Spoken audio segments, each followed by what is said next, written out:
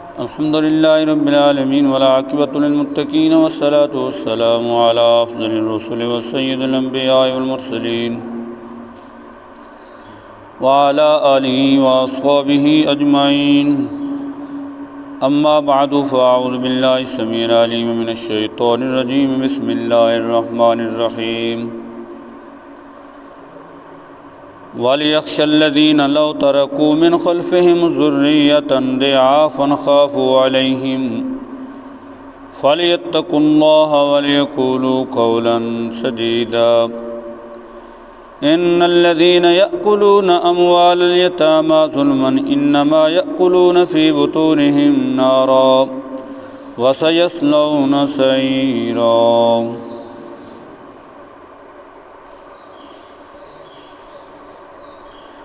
اللہ رب العزت نے ارشاد فرمایا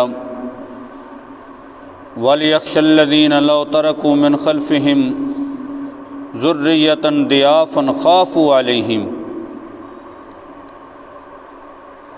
اور وہ لوگ جو یتیموں کے سرپرست ہیں وہ ڈریں کہ اگر چھوڑ جائیں وہ اپنے پیچھے کمزور اولاد، خافوا علیہم، تو وہ ان پر خوف کریں گے. فَلْيَتَّقُوا اللَّهَ، پس چاہیے کہ وہ اللہ سے ڈریں. وَلْيَقُولُوا قَوْلًا سَدِيدًا، اور چاہیے کہ وہ درست بات کہیں. ان الذین یأکلون اموال الیتامی ظلما، بے شک وہ لوگ جو یتیموں کے مال ظلماً کھاتے ہیں، انما یأکلون فی بطونہم نارا، تو وہ اپنے پیٹوں میں آگ بھر رہے ہیں. وسیصلون سعیرا، اور وہ جہنم کی بھڑکتی ہوئی آگ میں جائیں گے. تلاوت کردہ دو آیات کریمہ میں یتیموں کے سرپرستوں کو بڑے ہی مؤثر اور دل نشیں انداز میں مثال دے کر انہیں نصیحت فرمائی گئی، اور مزید بڑی سخت وعید بھی فرمائی گئی کہ جو یتیموں کے مال سے اپنے ہاتھ صاف کرتے ہیں. چنانچہ ارشاد فرمایا گیا کہ وہ لوگ جو یتیموں کی سرپرستی کرتے ہیں، ان کی کفالت اپنے ذمے لیتے ہیں. اتنا زور اس بات پر کیوں دیا گیا کہ وہ ان کا بچپن کا عالم ہے، یتیمی کی حالت ہے، اب یہ سرپرست ہیں. اور بعض اوقات ایسا ہوتا ہے کہ سرپرستی کے نام پر یتیموں کے مال کو بڑے بے دریغ طریقے سے لوٹا جاتا ہے. تو اس لیے بڑی سخت تنبیہ فرمائی گئی کہ جو لوگ یتیموں کے سرپرست ہیں، انہوں نے ان کی کفالت کا ذمہ لے رکھا ہے، تو انہیں ذرا سوچنا چاہیے اور ان یتیموں کو اپنے بچے سمجھ کر ان کی خدمت کرنی چاہیے. مثال دی گئی، فرمایا گیا لو ترکوا من خلفہم ذریۃ ضعافا، اگر یہی صورت اگر انہیں پیش آ جائے کہ وہ اپنے بعد اپنے ہی یتیم بچے، اپنی کمزور اولاد چھوڑ کے جائیں، تو وہ کتنے فکر مند ہوں گے، اور ان کی طبیعت کس چیز کا تقاضا کرے گی کہ کاش ہمارے بچوں کے ساتھ کوئی اچھا سلوک کرے، ان کے مال کو ضائع نہ کرے اور ان سے اچھے طریقے سے پیش آئے. تو جس طرح انہیں یہ صورتحال پیش آ جائے، انہیں اس صورتحال کا سامنا ہو، تو یہ اپنے بچوں کے بارے میں کتنا فکر مند ہوں گے کہ یہ ہمارے بچے ہیں، ان کے ساتھ زیادتی نہیں ہونی چاہیے، ان کے ساتھ ظلم نہیں ہونا چاہیے، ان کا مال ناجائز طریقے سے نہیں لوٹا جانا چاہیے. تو جس طرح اپنے بچوں کے بارے میں اللہ نہ کرے بالفرض تمہارے بچے یتیم رہ جائیں، کسی کی کفالت میں چلے جائیں، تو تمہاری طبیعت کا یہ تقاضا ہوگا کہ ہمارے بچوں کے ساتھ ظلم نہ ہو، ہمارے بچوں کے ساتھ زیادتی نہ ہو۔ تو جس طرح اپنے بچوں کے بارے میں چاہتے ہو، اسی طرح دوسرے کے بچوں کا بھی خیال رکھو۔ اور حدیث پاک میں ارشاد فرمایا گیا کہ مومن کی شان کیا ہے؟ یحب ما یحب لنفسہ، کہ جو چیز اپنی ذات کے لیے پسند کرتا ہے وہی دوسروں کے لیے بھی پسند کرے۔ یہی مومن کا ترہ امتیاز ہے، یہی مومن کی شان ہے کہ جو چیز اپنے لیے پسند کرتا ہے وہ دوسرے کے لیے پسند کرتا ہے۔ اگر تم اپنے بچوں کے لیے یہ چیز پسند کرتے ہو کہ ان کو برا بھلا نہ کہا جائے، ان کی بےعزتی نہ کی جائے، ان کا مال جو ہے وہ بے دریغ طریقے سے نہ لوٹا جائے اور صحیح طریقے سے ان کی خدمت کی جائے، اگر اپنے بچوں کے بارے میں یہ چاہتے ہو تو دوسروں کے بچوں کا خیال رکھتے ہوئے اے سرپرستو ان کے مال کی حفاظت بھی کرو، ان کی خدمت بھی کرو۔ فَلْيَتَّقُوا اللَّهَ، اس لیے ارشاد فرمایا گیا کہ ڈرو اس ضمن میں اللہ سے۔ وَلْيَقُولُوا قَوْلًا سَدِيدًا، اور بڑی سچی کھری صاف ستھری گفتگو کرو، درست بات کرو۔ یہاں قول سدید سے مراد کیا ہے کہ ان کو اچھے طریقے سے ان کے سروں پر دست شفقت رکھ کے انہیں سمجھاؤ کہ بیٹا آپ چھوٹے ہیں، ہم آپ کے محافظ ہیں، یہ مال آپ کا ہے، ہم انشاءاللہ اسے ضائع نہیں ہونے دیں گے، یہ ہاں آپ کی امانت ہے، ہمارے پاس ہے۔ یہ سچی کھری ستھری گفتگو ان کے سامنے کرو تاکہ ان کے ذہن مطمئن رہیں، انہیں تسلی رہے، کل کلاں وہ تمہارے اوپر انگلی نہ اٹھائیں، تمہاری عزت نہ داغدار ہو جائے، لوگ تمہیں تانے نہ دیں کہ یہ یتیم بچے کا مال تھا جی کھا گیا، اتنا تھا ہڑپ کر گیا۔ تو اس طرح کا کل مستقبل میں وہ تمہارے اوپر شک نہ کریں اور تمہاری عزت داغدار نہ ہو جائے۔ وَلْيَقُولُوا قَوْلًا سَدِيدًا، بڑے اچھے انداز میں ان سے گفتگو کرتے رہو۔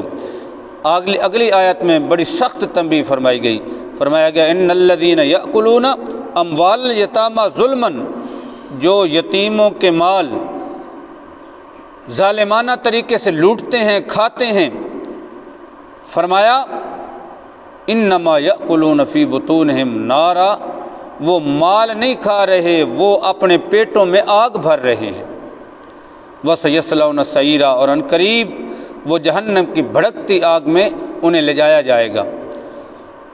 تو بڑی سخت وعید فرمائی گئی ان لوگوں کے لیے جو یتیموں کے سرپرست بنتے ہیں، ان کی کفالت ذمہ لیتے ہیں اور وہ قریبی رشتہ دار ہوتے ہیں، لیکن وہ اس رشتہ داری کا، اس قربت کا خیال نہیں کرتے، اپنے ذاتی مفادات کی خاطر انہیں تکلیف پہنچاتے ہیں، تو انہیں سخت وعید فرمائی گئی۔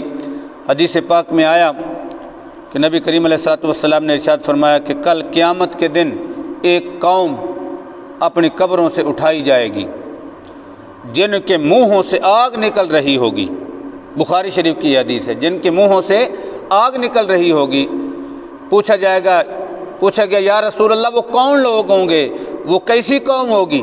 تو نبی کریم علیہ الصلوۃ والتسلیم نے ارشاد فرمایا کہ کیا میرے رب کا فرمان تم نے یہ نہیں پڑھا؟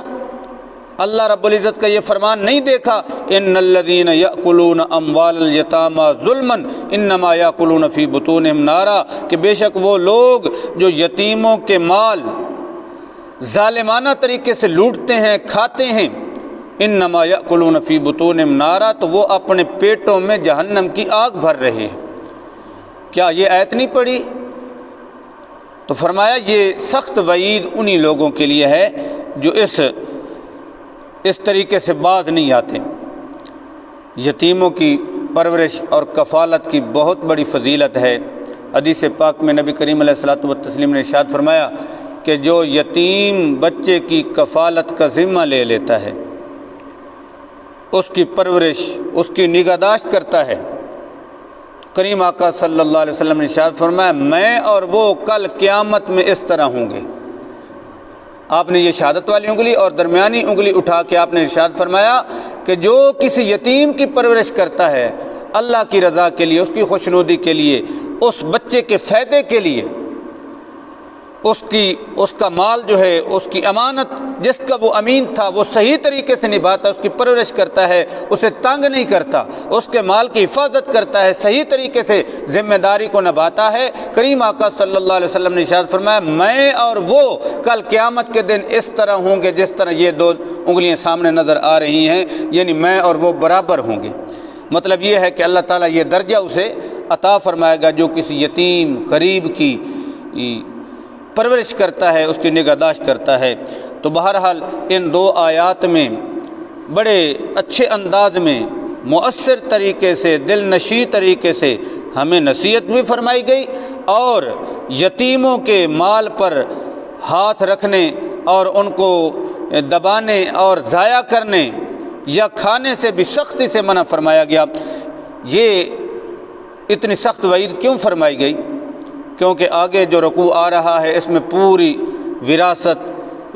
وارثوں کا بیان اور ان کے حصے ذکر کیے جا رہے ہیں، تو اس سے پہلے تنبیہ فرمائے گی، کیونکہ وراثت کے اندر لوگ خاص کر بڑی ڈنڈی مارتے ہیں، دو نمبری کرتے ہیں، اور لوگوں کے مال، خاص کر وہ جن کی اولادیں نہیں ہوتی یا اولاد تو ہوتی ہے تو بیٹے نہیں ہوتے، بیٹیاں ہوتے ہیں، تو پھر جو قریبی رشتہ دار ہوتے ہیں ان کا نظریہ یہ ہوتا ہے، ان کی سوچ یہ ہوتی ہے کہ کسی نہ کسی طریقے سے اس آدمی کے مال کو دبایا جائے، تو طرح طرح کے ہیلے بہانے تراش کے ان جو دنیا سے رخصت ہو رہے ہیں ان کی وراثتوں میں وہ طرح طرح کے طریقے لڑا کے، ہیلے بہانے کر کے ان کا مال بٹورنے کی کوشش کرتے ہیں، اور ورثاء کو وراثت سے محروم کرنے سے کہ کئی طریقے آزماتے ہیں، یہاں تک کہ یہ انداز بھی ہوتا ہے کہ اپنا مذہب تبدیل کر لیا جاتا ہے، ایک مسلک پر ہوتے ہیں، ایک مذہب پر ہوتے ہیں، اور مربے دبانے کے لیے، مال و دولت کو اکٹھا کرنے کے لیے لوگ اپنا مذہب بدل لیتے ہیں،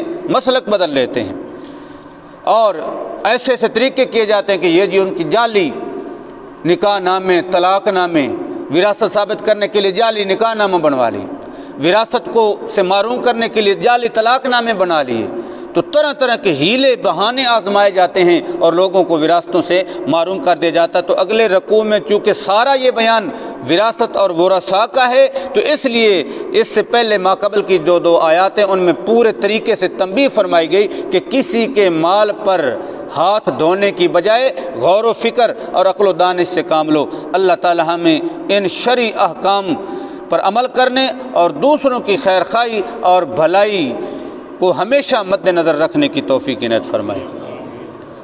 اللہم صلی علی محمد وعلی آل محمد وسلم۔ ربنا آتنا فی الدنیا حسنۃ وفی الآخرۃ حسنۃ وقنا عذاب النار۔ ربنا لا تزغ قلوبنا بعد إذ هديتنا وهب لنا من لدنك رحمة إنك أنت الوهاب۔ صلی اللہ علی حبیبی محمد وعلی آلہ وصحبہ برحمتک یا رب۔